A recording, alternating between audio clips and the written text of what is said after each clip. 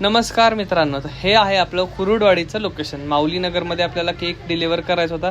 बड्डेचं डेकोरेशन चालू होतं, तोपर्यंत म्हटलं आपला केक पण करून तयार झाला पाहिजे, सेट करायचा आहे. सो इथं केकची क्रीम बनवून घेतली, केक कट करून घेतला होता, त्यानंतर घेतला केक आयसिंग करायला. आता हँड बीटर नाही, त्यामुळे थोडेसे प्रॉब्लेम राहतात आणि त्यात क्रीम संपली तर भाऊ पुन्हा क्रीम करायला लागला. तर कसा लागतोय कमेंटमध्ये नक्की सांगा. त्यानंतर इथं मी पुन्हा केक घेतला आयसिंग करायला. चॉकलेट फ्लेवर होता आणि आपला हा केक होता आय थिंक 5 kgचा.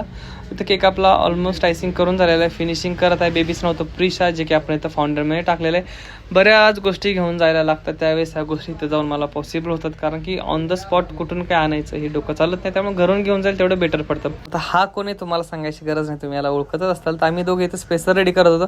गडबडीमध्ये बा बोटाला पडला कट. तर काही नाही, कामामध्ये तेवढ्या गोष्टी होत राहतात. बाईचं रिॲक्शन एवढं खतरनाक होतं ना, बोलायचंच नाही.